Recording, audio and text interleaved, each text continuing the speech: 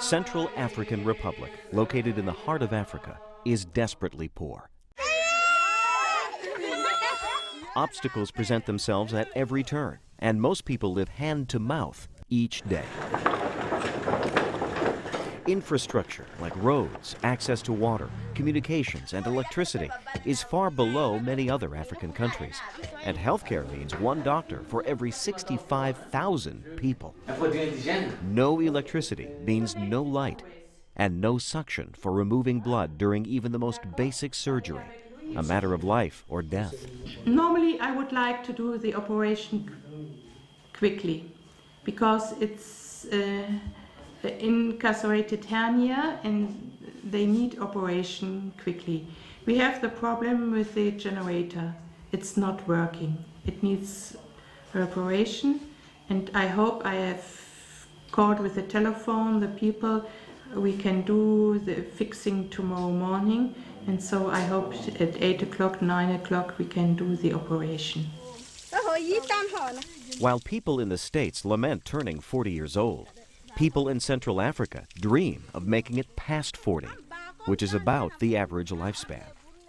As Central Africans live on the edge with little margin between life and death, treatable and curable diseases kill people needlessly here every day. Malaria, waterborne disease, and complications from childbirth are major causes of death. Even something as simple as a broken arm can threaten one's life.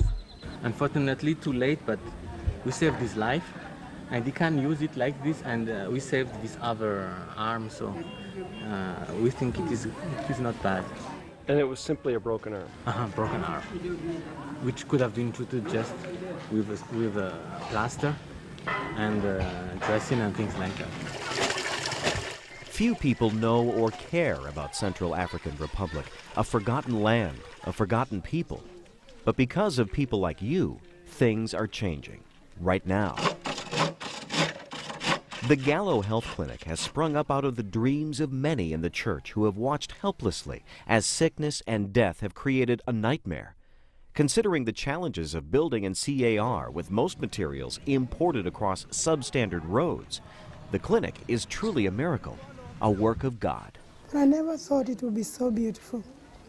For me, it's a confirmation that this is God's project. And God has been in it and has governed the building, guided the people, and been there, given them the energy, watched over them, and been with us. The dedication plaque at the entrance to the center quotes Isaiah 65, referring to the center as a fulfillment of God's promises to the long-suffering people of the Gallo region. Behold, I create new heavens and a new earth. No longer shall a child live but a few days, nor shall the old not live a full life. Emmanuel means God with us. While the need is great, so is God's love, which transforms illness into health, hardship into endurance, death into life.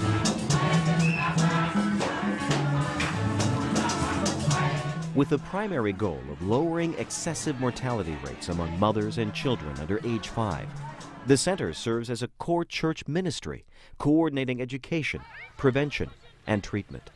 The integration of all of the assets and resources of the church and the larger community to provide education, to provide insight into what are the issues that the center needs to go out to respond to and engage.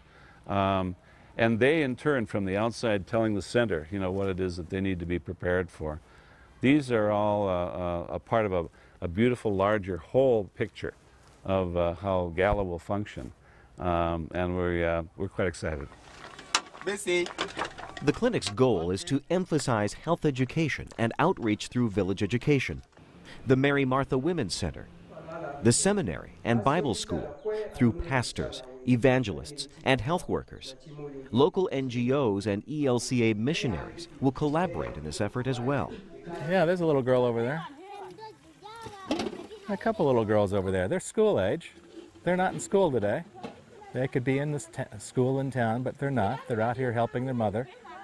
And they're going to spend all day long helping their mother, getting water, doing whatever. Because, you know, it's probably a mile or two back to their house, and they'll truck back and forth several times a day. They're not going to school. End result, the catechist in my town, he has a 13-year-old daughter who's married and has a baby. My 13-year-old daughter is going to 7th grade. People came out by the hundreds, even thousands, to celebrate its dedication. During his dedication speech,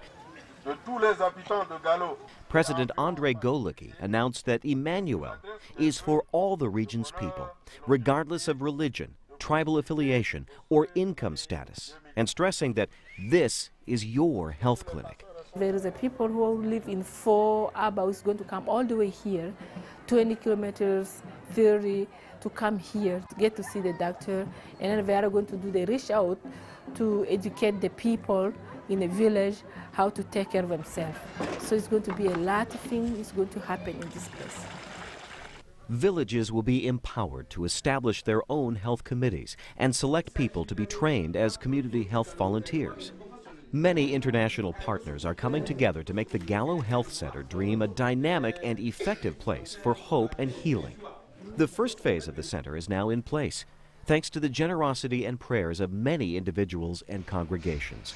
Health services are now being provided, including some very special deliveries. But more is needed to sustain the project. You and your congregation can join the partners in both sustaining and growing this medical facility now and in future years. Although the goal for the Gallo Health Centre is towards self-sustaining, providing medical services to those in poverty will require assistance for several years to come. You can help with one-time or regular gifts to Global Health Ministries, Lutheran Partners in Global Ministry, or ELCA Global Mission. Share your skills by volunteering in Central Africa as a physician, hospital, or public health nurse, as Emmanuel staff will benefit from your experience and training. A guest house will be available to you at Emmanuel whether you come for a week, a month, or find yourself wanting to stay a year. And one thing I prayed all the time, that God will be glorified in this. There are times of getting angry with the people, and often it's like God is saying, is this for you or for me? I say, God, just get me out of the way. Receive the glory. And I really believe that God is happy with us.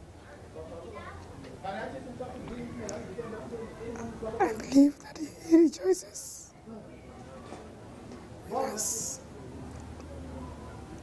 as we rejoice today. We may not make everybody happy, but as we heard people say, thanks be to God for this place, for the population of Gallo and Central Africa. And indeed, glory be to God.